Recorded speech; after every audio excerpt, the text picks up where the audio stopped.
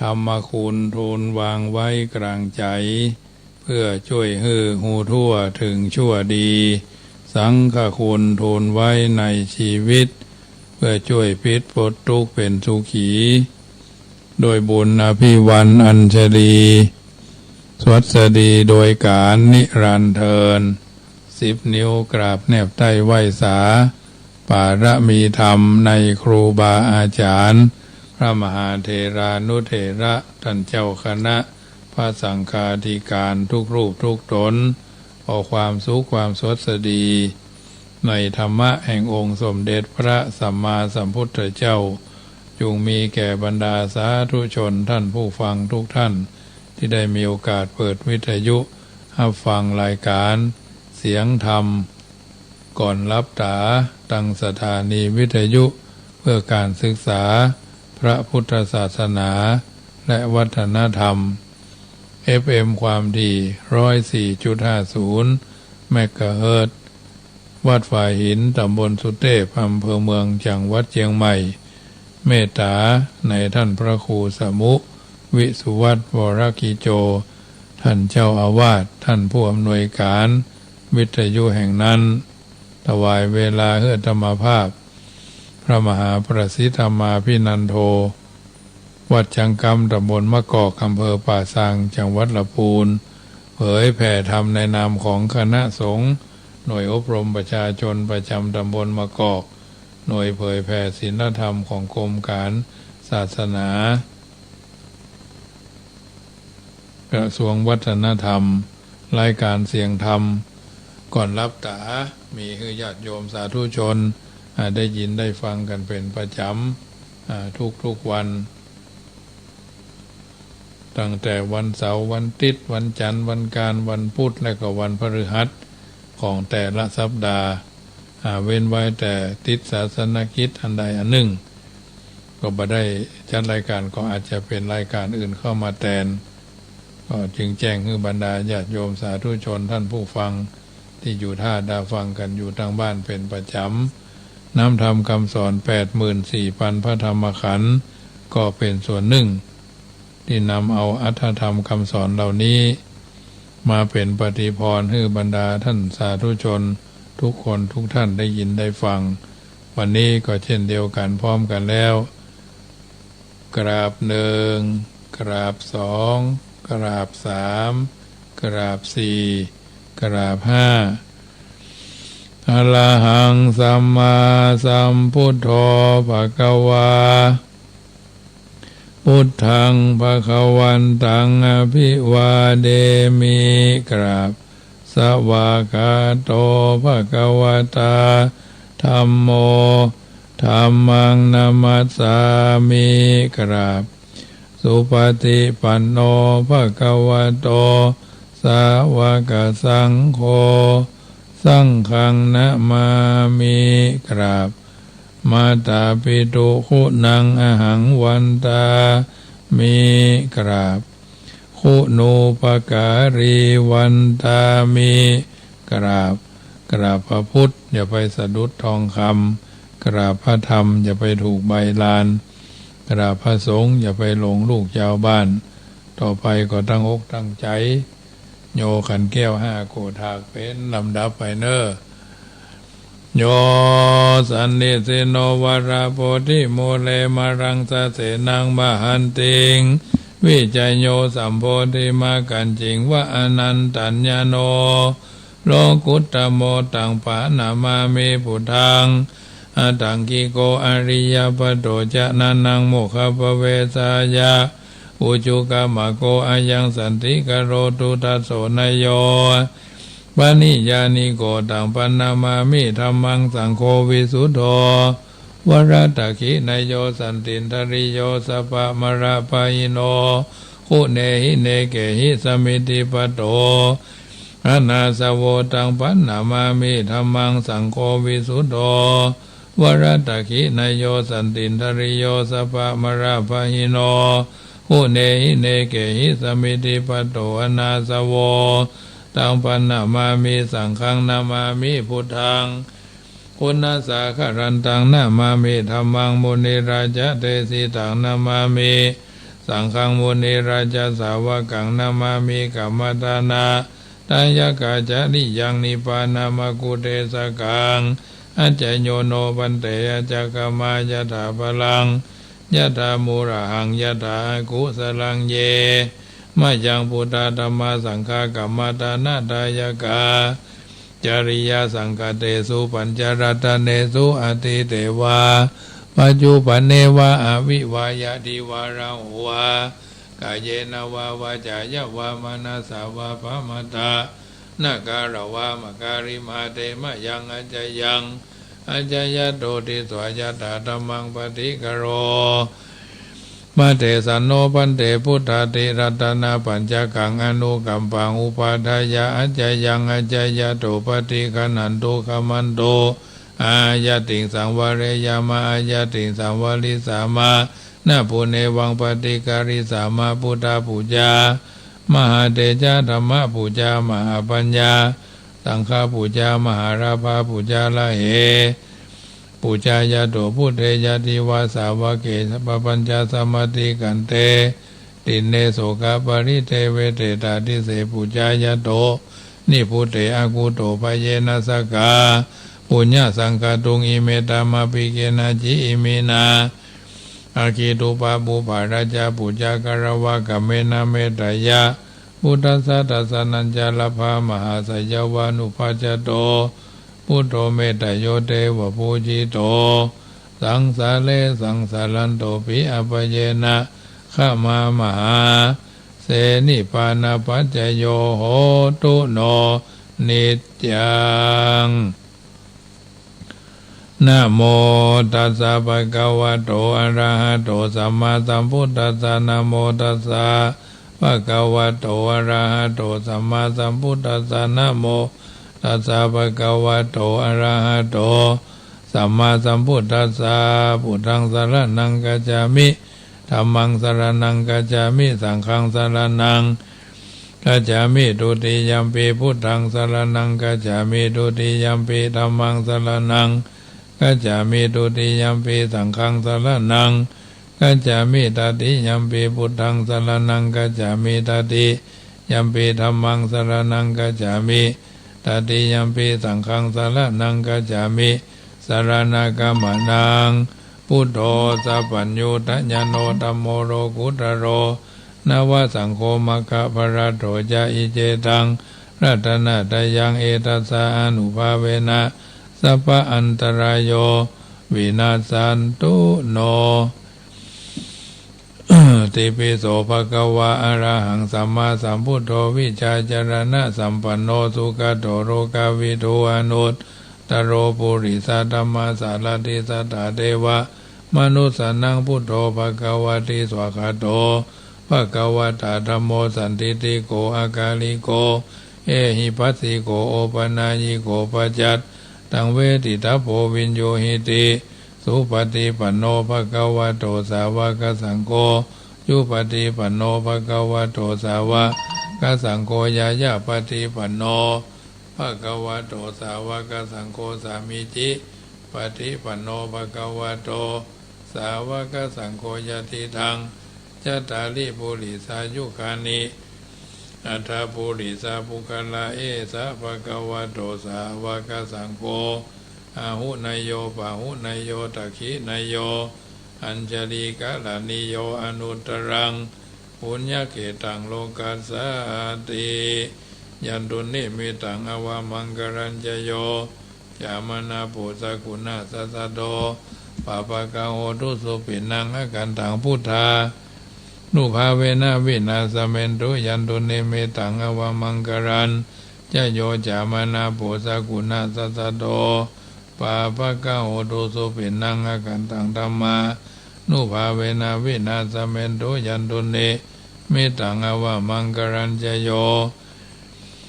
จามนาโพสกุณาสัสสะโตปาปะกะโหตุสุปินังอกันตังสังฆานุภาเวนะวินาสเมนตุติปิโสภะคะวะตานาปารมีสัมปันโนตนะอุปปารมีสัมปันโนตนะปะระมาตาปารมีสัมปันโนเมตตาไมตรีกรุณามุทิตาอุเบกขาภาลมี สัมปันโนอิติปิโสภควาสีละปาระมีสัมปันโนสีละอุปปารมีสัมปันโนสีละปรามาตาปารมีสัมปันโนเมตตาไมตรีกรุณามุทิตาอุเบกขาปารมีสัมปันโนติปิโสภควาเนกขมาปารมีสัมปันโนเนกขมาอุปปารมีสัมปันโนเนกขมะปรามาตาปารมีสัมปันโนเมตตาไมตรีกรุณามุทิตาอุเบกขาปารมีสัมปันโนอิติปิโสภควาปัญญาปารมีสัมปันโนปัญญาอุปปารมีสัมปันโนปัญญาปรามาตาปารมีสัมปันโนเมตตาไมตรีกรุณามุทิตาอุเบกขาปารมีสัมปันโนอิติปิโสภควาวิริยะปารมีสัมปันโนวิริยะอุปปารมีสัมปันโนวิริยะปรามาทาปารมีสัมปันโนเมตตาไมตรีกรุณามุทิตาอุเบกขาปารมีสัมปันโนติปิโสภควา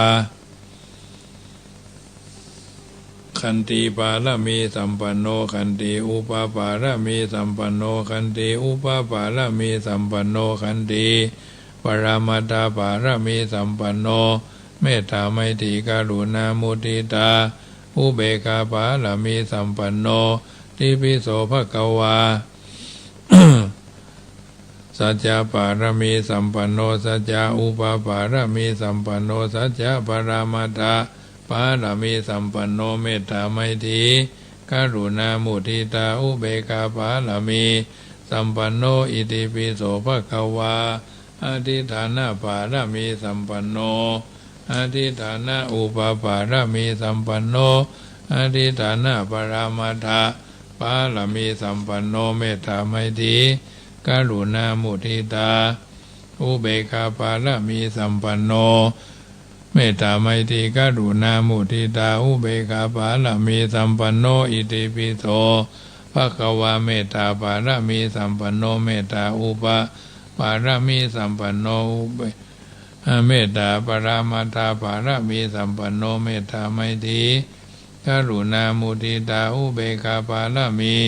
สัมปันโนอิติปิโสภควาอุเบกขาปารมีสัมปันโนอุเบกขาอุปปารมีสัมปันโนอุเบกขา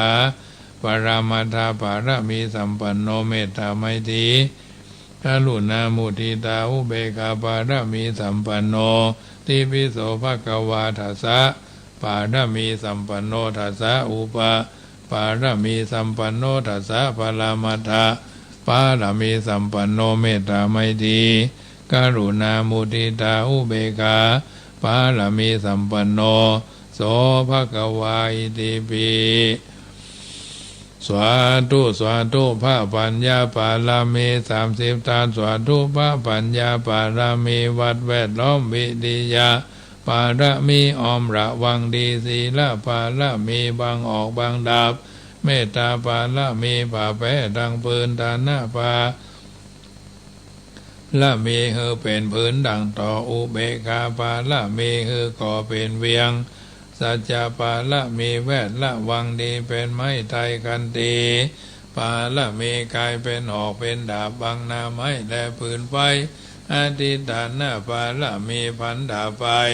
ทุกแห่งแข่งแข่งแห่งแห่งป่าฝูงหมู่มารปีสร้างภายเบตทุกทวีภพที่ฟังไปนี้นางทรณีอัศจรรย์โสสะเหมือนฟันอยู่ข้างกลางน้ำนาทีนองกวางดอกกวางแตกที่ฟองระนองระนอกกลายเป็นเขาดอกดอกไม้ถวายปูจาพระแก้วแก่นไทยสัตตันพระพุทธาเอ่ยจงมาภายโปรดอนุญาตโทษโปรดผู้ฆ่าแท้ดีหลีแม่ธรณีออกมาฮีดมวยผมอยู่ที่ท่าช้างให้คายขะจังงาซับดินพ้นน้ำนาทีลงพัดพายก็จังพายฮักตบดาวพยามานห้องเอาปูนขัวกับยอมือคืนทุนหัวใส่เกาผู้คานีเล่าได้ชื่อว่าลูกศิษย์พระพุทธเจ้าผู้มีบุญสมปานั้นมากนักพระพุทธเจ้าจึงตั้งพระปัญญาปาละมี ไว้เกาจันตั้งไว้ตั้งนาก็ได้เกาจันตั้งไว้ตั้งหลังก็ได้เกาจันตั้งแต่หัวแผ่วตีนก็ได้เกาจันตั้งแต่ตีนแผ่วหัวก็ได้เกาจันแสนวาลูกปืนจักมาเสมอเหมือนฝนแสนหาก็บ่มีมาจากใครใดข้าพเจ้า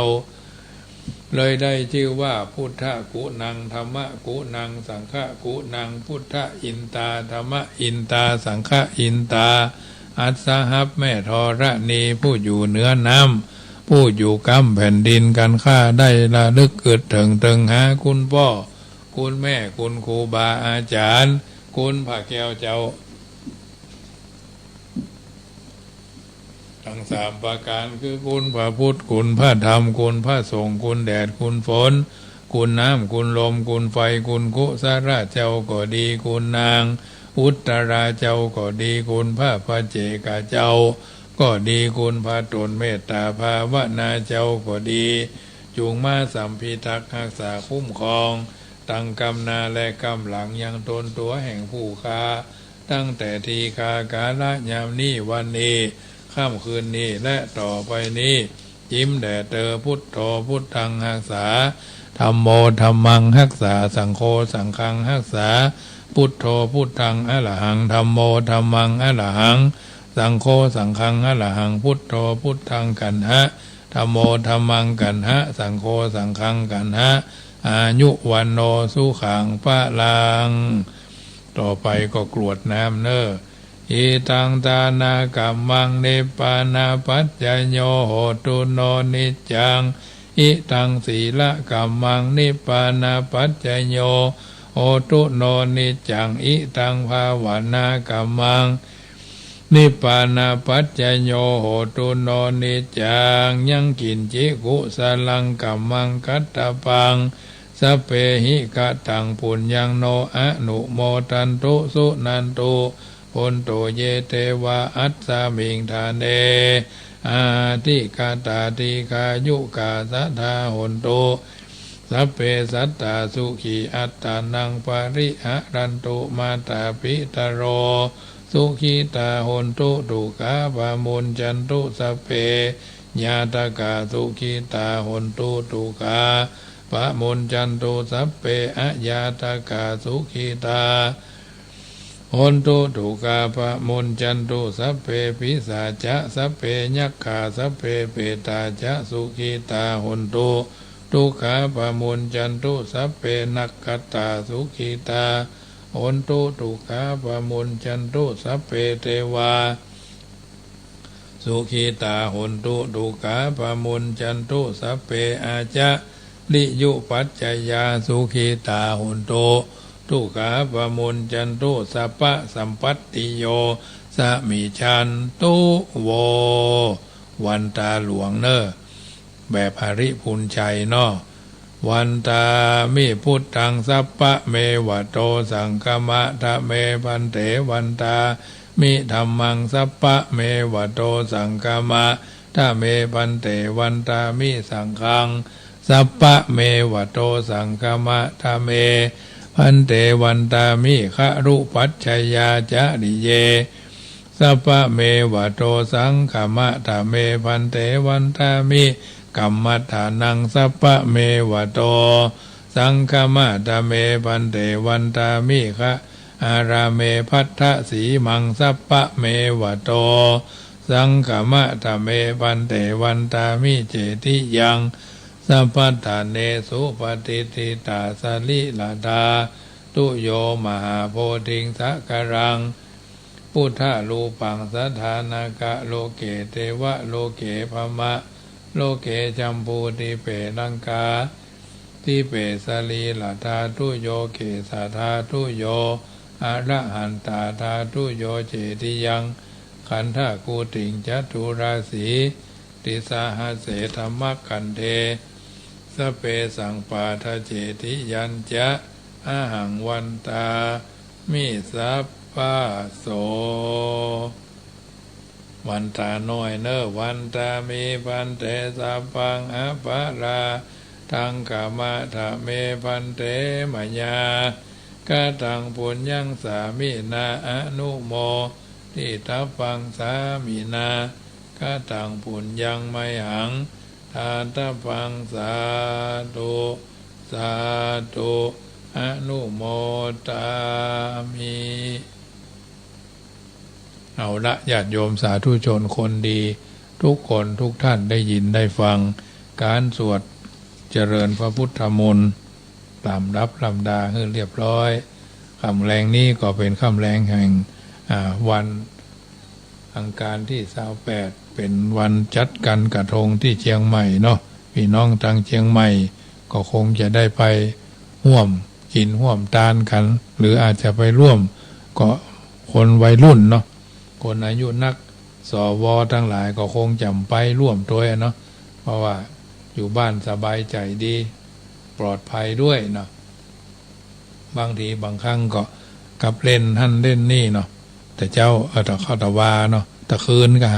ก็มีข่าวไฟไหม้แถวตลาดต้นลำไยกาดหลวงนี่เนาะแถวศาลเจ้าปู่กงเนี่ยพี่อันแถวอันไปรษณีย์เนาะก็คงจะเสียหายหลายตังอยู่ทางนี้ทางนั้นไฟไหม้ยังเหลือดินไฟไหม้ยังเหลือแผ่นดินการพนันขินเหลือก็ว่องญาติโยมทั้งหลายนะไฟไหม้เหลือแผ่นดินการพนันขินเหลือก็ว่องอันนี้เขาว่ามาเขาก็ว่าต่อเนาะเพราะฉะนั้นค่ำแรงวันนี้ก็อู้ธรรมะเป็นปฏิพรเป็นคู่เป็นคิมกันเนาะเกิงชั่วโมงแรกเอาก็ได้ฟังสวดเจริญพุทธมนต์หยาดน้ำเมียดหมายตาลเรียบร้อยทุกวันเนาะถ้าไปไหนก็ฟังกันได้เรื่อยๆฟังกันไปเรื่อยๆภาคเจ้าก็ฟังได้คืนเนี้ย Facebook ไลฟ์นี่แหละแฟนเราไม่เจ้าก็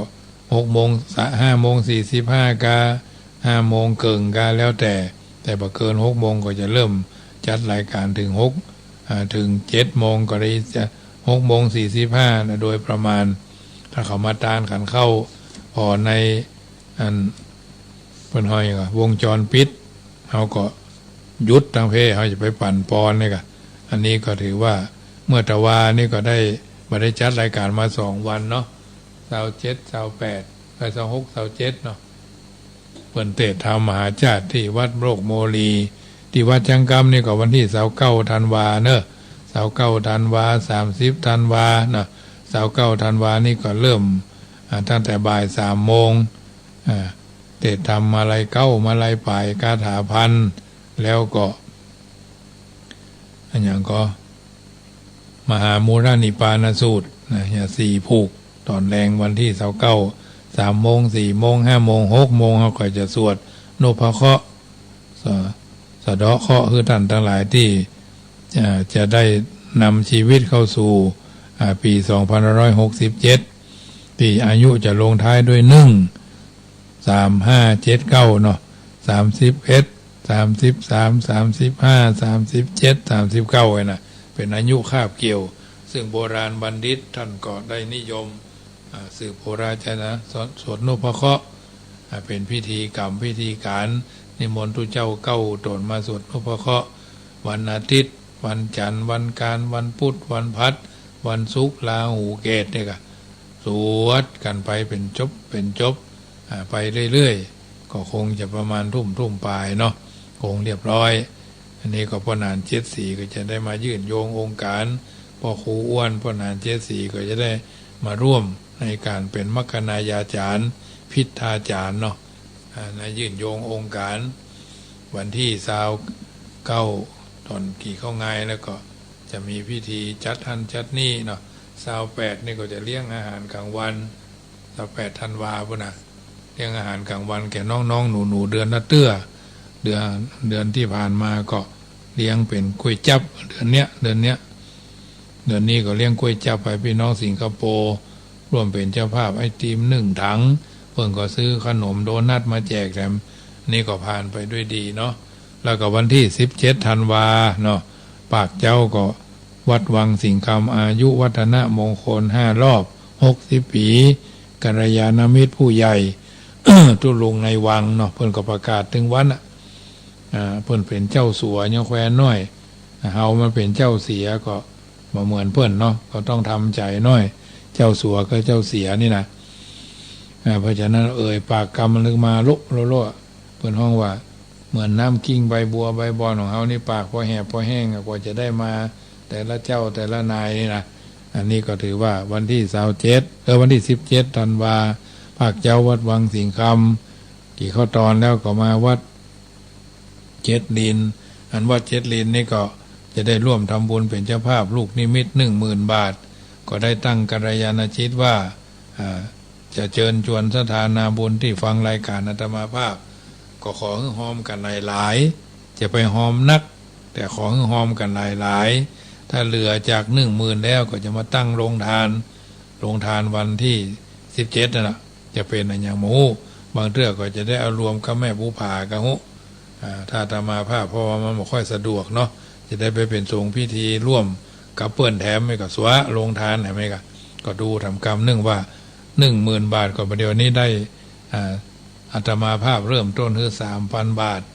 4,000 บาทก็มีโยมร่วมทำบุญมาไม่ประสงค์ออกนามหลายๆคนรวมกันก็เป็น1,000ก็4,000พ่อประสิทธิ์ชัยแม่สุมาลีกัลยาน้ำเพอพระร่วมทำบุญแหม1,000ก็เป็น5,000 บาทจุกจิกจอกแจ๊กแหมก็รวมประมาณก็ได้มา5,000 ปลายละนะ5,000 ปลายยังเหลือแถม5,000 ปลายอยู่4,000 ปลายอยู่เนาะได้นักเขาก็บอกว่าอาจจะไปเป็นโรงทานเลี้ยงเพราะว่าทุเจ้าก็เป็น100เนาะที่วัดเกศลินญาติโยมมาแถมไหมกะทั้งนี้ทั้งนั้นก็ถือว่าร่วมด้วยช่วยกันเต็มที่เต็มต้องเต็มใจอิ่มใจญาติโยม17ธันวาเนาะเสา9 30 31ธันวาที่วัดจังกรรมเนอะ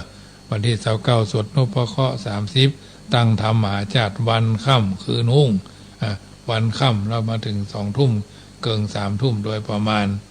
อันนี้ก็วันที่30อันนี้มนต์ทุเจ้านักเทศชื่อเสียงโด่งดังในนครพิงค์เชียงใหม่ริพุนชัยละปูนมาเทศนาเนี่ยอันนี้ก็วันที่30มาเจ้าก็โยงเพิ่นเฮาว่าโยงเข้า40เข้าก้อนเนาะโดยพ่อนานเจ็ดสีอันนี้ก็จะทำกันตอนเจ้าเริ่มกันไปแล้วพอเจ้าแต่นั้นก็วันที่31ก็สวดมนต์ข้ามปีสร้างบารมีข้ามพศวันที่ส่วนกันเทศวันที่30นี่ก็มี1,000 1,500 2,000เนาะ1,000 1,500 2,000เอาที่สบายใจว่าซึ่งก็เป็นงานที่ทำกันมาต่อเนื่องเป็นงานที่ทำกันมาต่อเนื่องและก็วันที่31ก็สวดมนต์ข้ามปีเริ่มตั้งแต่ทุ่มเนาะทุ่มเป็นต้นไปวันที่1 มกราก็สืบชะตาหลวงประจำปีท่านใดที่มาร่วมก็จะได้ร่วม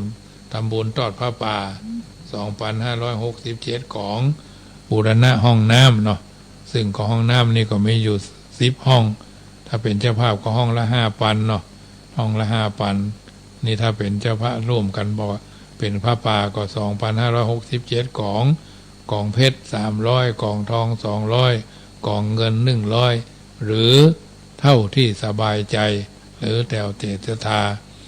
ซึ่งห้องน้ำนี่ก็จะได้ใจสำหรับพระเจ้าประสงค์เพราะถ้าเฮาเตมันก็ไม่ได้ใจเลยจะได้เปลี่ยนใหม่เป็นชักโครกใหม่หลังคานี่มีแล้วเหลือโบกฉาบเปลี่ยนหลังคาถ้าเปลี่ยนนั้นคนห้องวัดที่นั่งชักโครกใหม่10 ตัวเนาะแต่อื่นๆจ้างผลแผงขั้นแผงนี่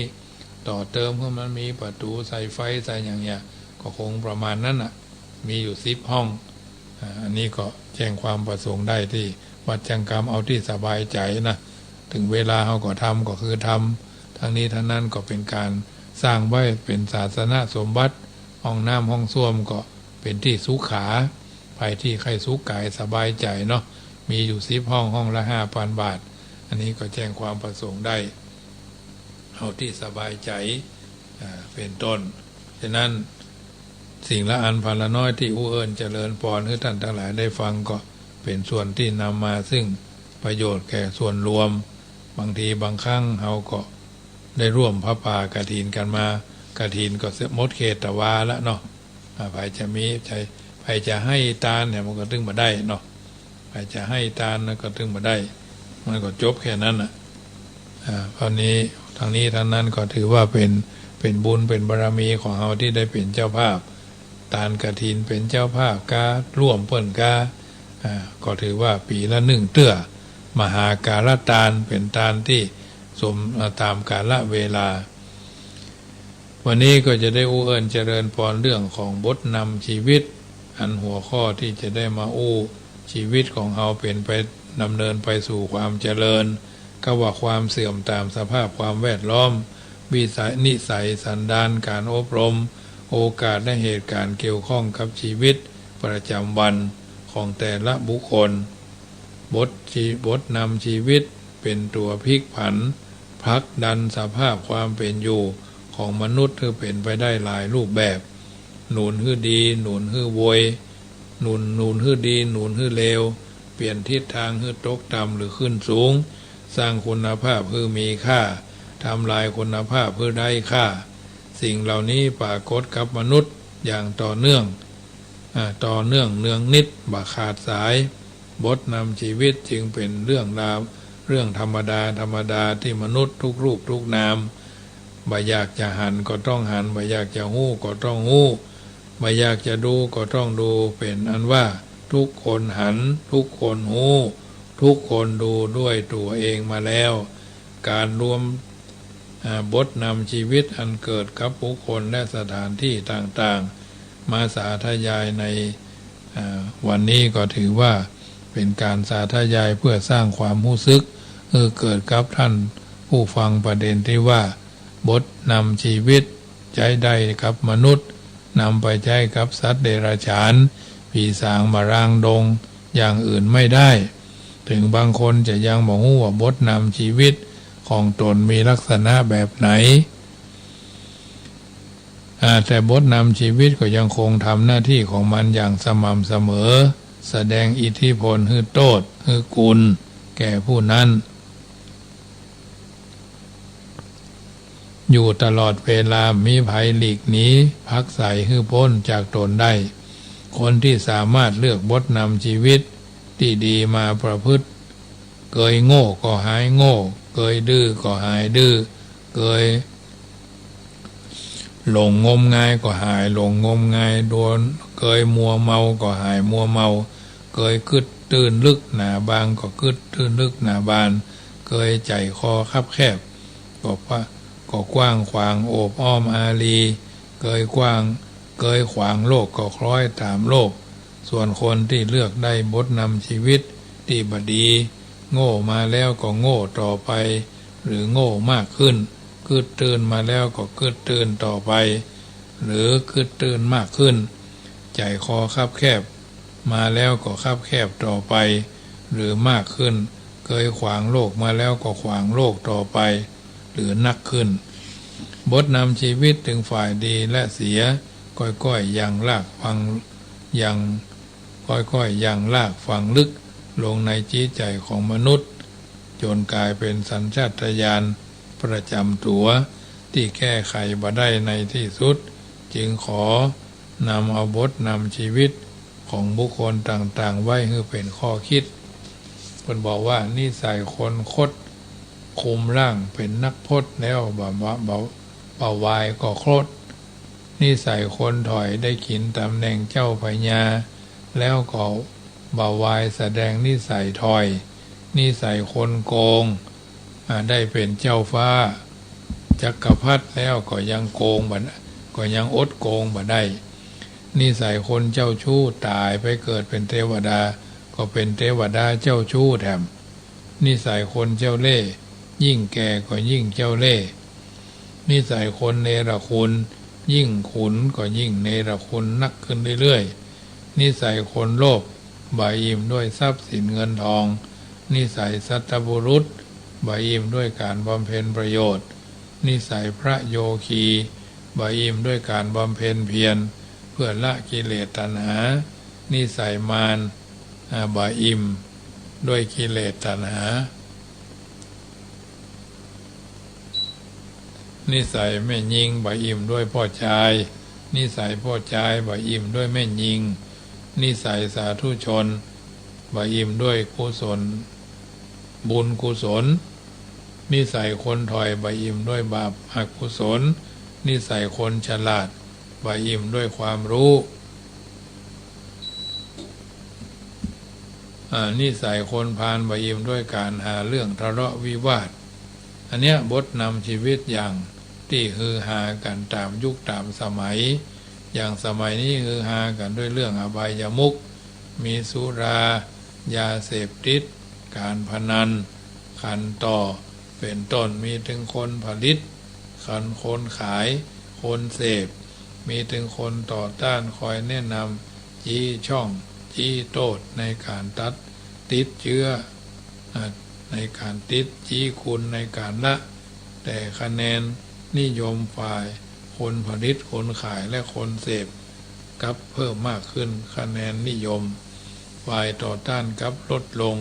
คนส่วนใหญ่พัวพันมั่วสุมในอบายมุขอยู่อย่างเดิมและค่อยแผ่กว้างออกไปบ่หยุดบ่ยั้งบทนำชีวิตในทางติดในทางพิษติดง่ายเลิกยากเหล่านี้บางอย่างสังคมยังยกย่องว่าทำให้ผู้เสพประพฤติตนเป็นคนทันสมัยบางอย่างคนส่วนหนึ่งอ่านว่าเป็นการอุดหนุนรายได้ของประเทศชาติเป็นปึกแผ่นมั่นคงบางอย่างคนส่วนหนึ่งอ่านว่าอบายมุขเป็นตัวปลุกชีวิตม่วนงันสันเล่าโลดโผนตื่นเต้นสุรายาเสพติดและการพนันจึงระบาดไปทั่วทุกสารทิศอย่างรวดเร็วแล้วก้าวเข้ามามีบทบาทกับชีวิตของคนส่วนใหญ่อย่างเหนียวแน่นค่อยๆกลายเป็นกิจวัตรประจำวันในที่สุดบ่มีไผสนใจว่าอบายมุขเป็นตัวสื่อนำความเสื่อมมาให้และเป็นตัวทำลายสุขภาพทรัพย์สินเงินทองและศีลธรรมของมนุษย์อย่างกว้างขวางคนผลิตคนขายทำไปเพราะความโลภคนเสพติดเสพไปเพราะความหลงคนความมัวเมาความพันพัวมั่วสุมในอบายมุขจึงเกิดขึ้นทุกหัวระแหงทั่วดังกล่าวขึ้นแล้วคนที่งมงายในอบายมุขเปรียบกับตัวแมลงที่บินสูงเข้าใส่ไฟหน้ารถที่วิ่งมายามค่ำคืนตัวอยู่ไกลแต่แลหันแสงไฟแจ่มจ้าก็นึกสนุกก็บินรี่เข้ามาส่วนตัวบินเข้าไปใกล้ได้ระยะก็กระทบกับกระจกหน้ารถร่วงแตกละเอียดไปแล้วคนที่มัวเมาในอบายมุขเช่นกันคนที่บ่เคยก็อยากลองคนที่ติดแล้วก็ถอนตัวยากเนื่องจากถูกคมอาวุธของอบายมุขตัดตีนตัดมือตัดตีนศีลมือจวนเจียนจะละทิ้งถ้าอาจจะสิ้นท่าหรือสิ้นเนื้อประดาตัวอยู่แล้วแต่ก็ได้ถลำลึกลงเสียแล้วก็ปล่อยเลยตามเลยถูกอบายมุขกัดกร่อนกินลึกเข้าไปตายเกิงนึ่งแล้วนั่นแหละจึงจะรู้สึกหาไม่ก็ตายไปเลยขอตั้งข้อสังเกตเป็นบทนำชีวิตโดยเฉพาะเรื่องนี้ไว้ว่ามีคนจำนวนบ่น้อยงมงายในอบายมุขเสพสุรายาเสพติดเล่นการพนันเสียทรัพย์สินเงินทองสิ้นเนื้อประดาตัวล้างผ่านมรดกของปู่ย่าตายายมาเหลือหรอแล้วตนเองก็ทุกข์ได้ยากอยู่อย่างอนาถอนาถามีท่านผู้เป็นข้าราชการจำนวนบ่น้อยงมงายในอบายมุขดื่มสุราเสพยาเสพติดเล่นการพนันเสียทรัพย์สินเนื้อประดากัวสิ้นเนื้อประดาตัวต้องช่อราชบังหลวงถูกไล่ออกราชการตั้งกรรมการสอบเรื่องวินัยถูกจับกุมลงโทษติดคอกติดตารางก็มีเยอะแยะ มากมายมีพ่อค้าพาณิชย์จำนวนบ่น้อยงมงายในอบายมุขเสพสุรายาเสพติดเล่นการพนันขาดทุนศูนย์กำให้ผลปี้ยับเยินหนี้สินลุงลังถูกฟ้องร้องล้มละลายก็มากมายมีนักเรียนนักศึกษาจำนวนบ่น้อยงมงายในอบายมุขเสพสุรายาเสพติดติดการพนันประพฤติตนมีสัมมะเลเทเมาเหลวไหลว่าไปหงห้ามหงเฮียนจมปักดักดานอยู่ในห้องเนาะปาเปื่อนมาม่วนสุมบาสำเร็จเฮียนบาสำเร็จมาจบตามกำหนดกฎกติกาเสียผู้เสียคนเสียอนาคตไปในที่สุดมีเพราะปัจจุบันไม่ขยันอดีตไม่ขยันปัจจุบันไม่ขวนขวายอนาคตไม่ต้องทำนายจุดล้มละเลิกเสียก็คงจะดูดีสบายกันทั่วหน้าเพราะฉะนั้นมีคนจำนวนน้อยจำนวนบ่น้อยประกอบอาชีพการงานแบบเช้าชามเย็นชามพอรุ่มหลงละเมอเพ้อฝันติดแต่เรื่องอบายมุขมีสาธุชนผู้ถือศีลกินเพลจำนวนบ่น้อยต้องทุจริตต่อศีลหลอกลวงตนเองและคนอื่นเพราะงมงายมั่วสุมในอบายมุขมีคนจำนวนบ่น้อยเป็นบ้าเพราะพิษสุรายาเสพติดและเสียการพนันมีคนจำนวนบ่น้อยฆ่าตัวตายเพราะพิษสุรายาเสพติดและทรัพย์สิน เสียการพนันมีคนจำนวนบ่น้อยฆ่าตัวตายเพราะพิษเหล้ายาป่าปิ้งการพนันขันต่อเนาะมีคนจำนวนบ่น้อยทรยศต่อประเทศชาติของตนเพื่อแลกกับเงินมาถลุงเสี่ยงสิ้นเปลืองในเรื่องสุรายาเสพติดและการพนันมีฆ่าศึกศัตรูฝ่ายตรงกันข้ามจำนวนบ่น้อยใช้สุรายาเสพติดเป็นเครื่องล่อ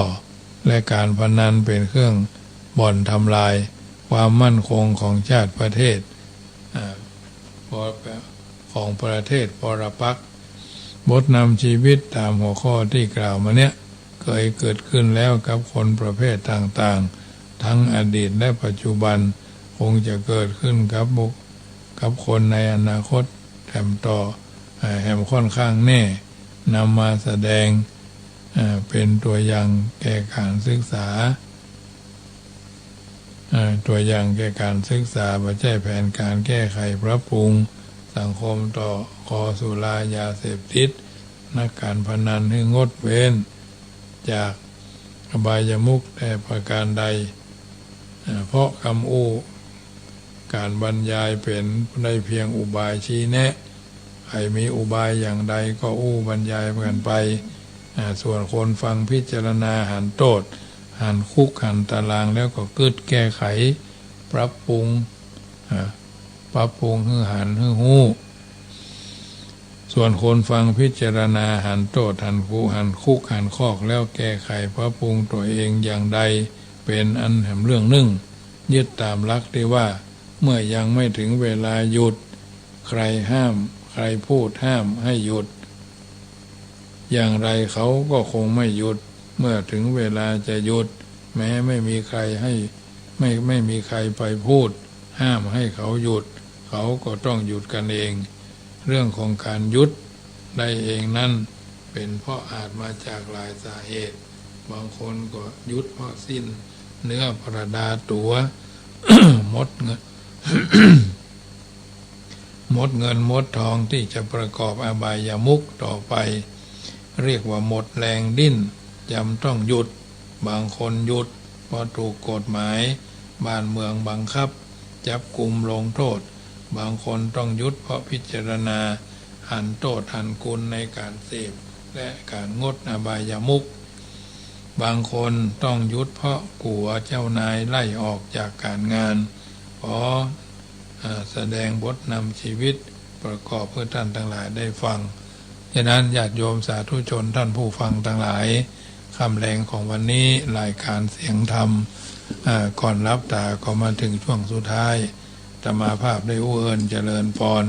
เป็นปฏิพรให้บรรดาญาติโยมท่านผู้ฟังที่ฟังกันเป็นประจำคือเป็นนิทัศนะอุทาหรณ์เตือนคิดตะคิดใจให้ท่านทั้งหลายได้นำไปพิจารณาปรับใจเดินทางชีวิต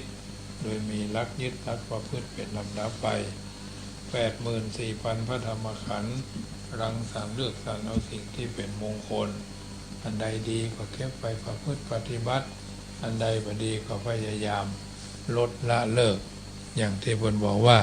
หลีกหมาคือปอศอกหลีกวอกคือปอวาหลีกคนปลาไก่เท่าใดสุขสำราญบานใจเท่านั้นอันนี้เป็นวลีคำกล่าวที่ท่านผู้รู้บัณฑิตทั้งหลายนิสนาเป็นข้อเป็นกิจลักษณะไว้